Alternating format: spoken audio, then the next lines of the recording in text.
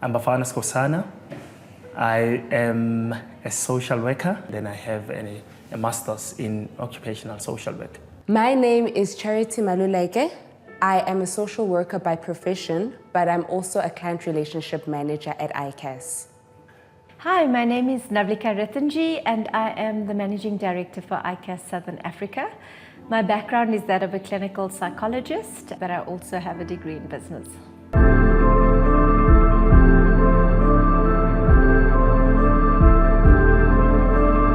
Relationships, how we define relationships and what the beauty of a relationship is really is dependent on our own views and where we come from as people.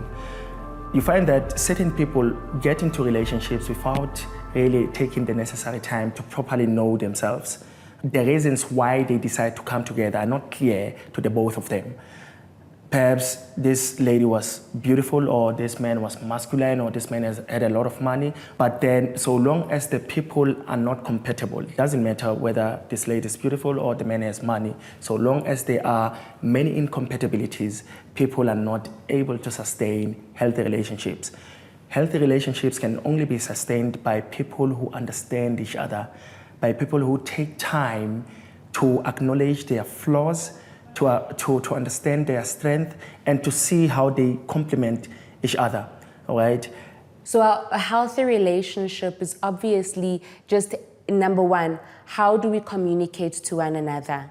Am I communicating because I want to be heard, and do I also allow the opportunity for my partner to also feel heard in whatever that they're saying?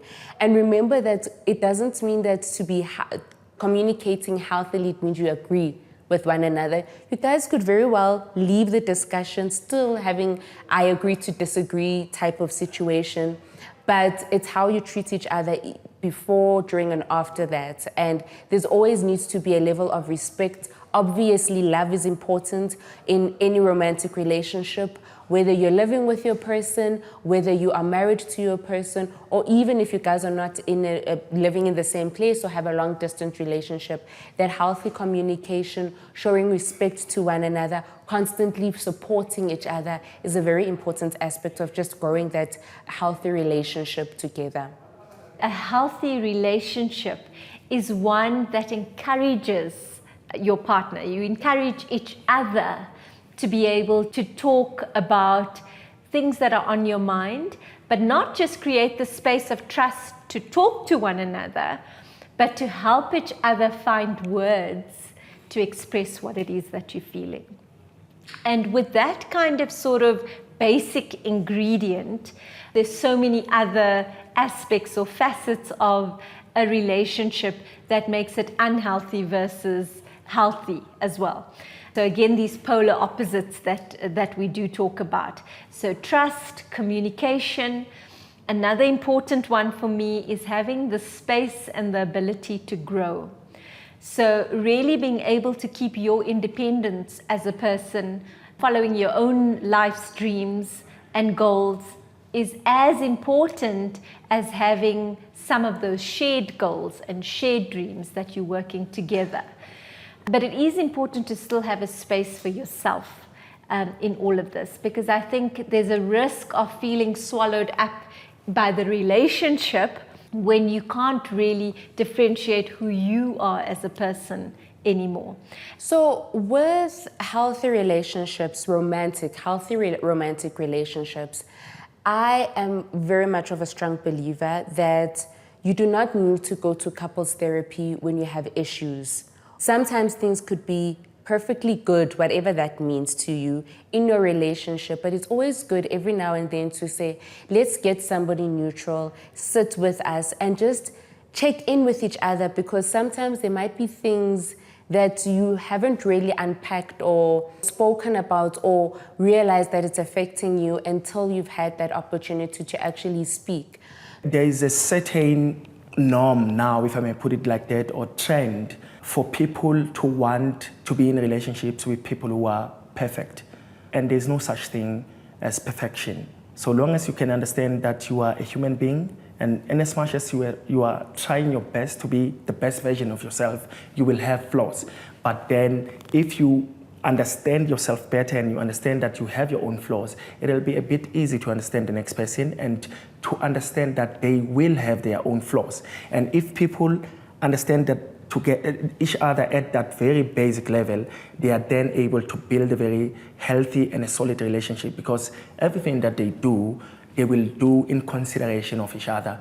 There'll never be selfishness or one person only thinking for their own interest and ignoring the other person's interest. So you grow together, you understand that you are just simply human beings. You take time to study each other, you take time to study yourself so that you can know the other person, and then you build your goals, you build your vision together, and you work as a unit.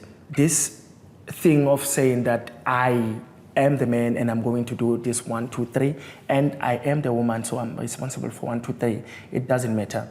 It doesn't work best, right? There needs to be some level of unity where the people work together for a common goal.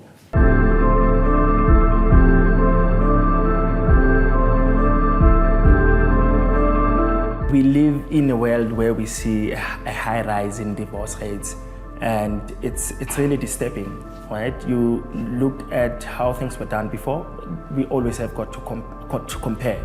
And you can see that in olden times, there were flaws, many flaws, but there was a bit of stability, right? People stayed together, and you look at the reasons why they stayed together. Yes, there were financial dependency from women and all of that, and then men would take advantage. But then fundamentally, there were value systems that held people together. But now we are lacking of that. The thing is about toxic relationships, sometimes it can even be toxic even before you get to a space where there's divorce happening or where you guys decide to separate or break up. If you always know that you are in a toxic relationship, if you're constantly feeling like, number one, you do not feel heard in your relationship, whenever you're trying to communicate your feelings or whenever you're trying to communicate something that is uncomfortable for you, your partner does not hear you or that refuse to acknowledge what you're feeling. If you're getting lack of support, if you get a promotion at work, who's the first person that you'd want to call? The assumption is that you want to call your partner. How does your partner respond to that? Are they excited with you? Are they ready to support you in that new role? Or are they looking at you and thinking, breaking you down, or maybe even feeling a sense of envy or jealousy with regards to that?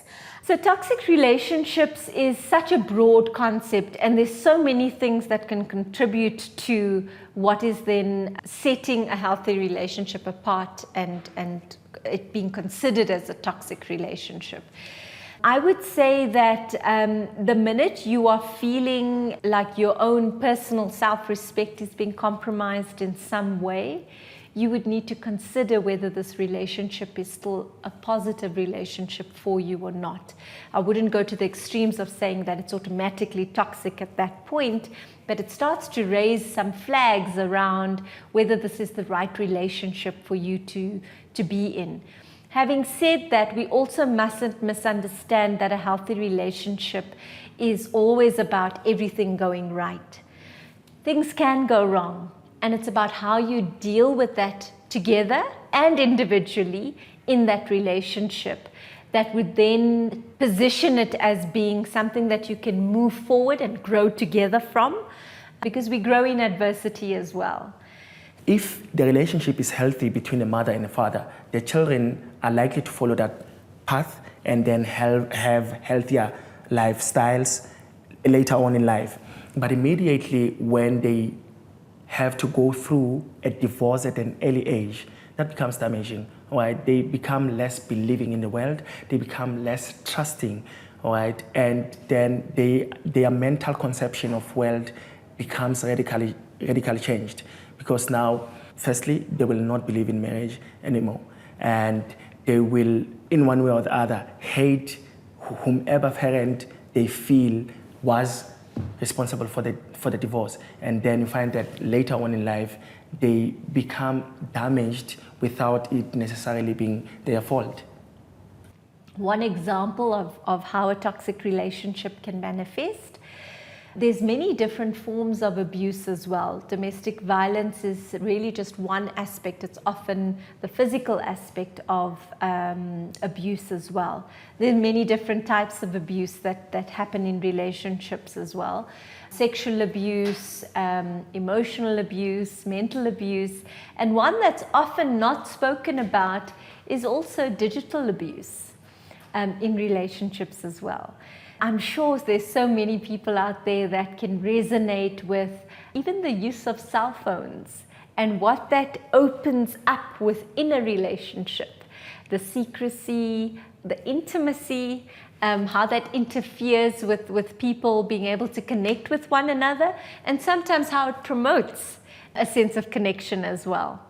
But when it comes to digital abuse, and what's often not spoken about, is a lot of the bullying that can often happen, for example, on social media or even on WhatsApp, happening within a relationship.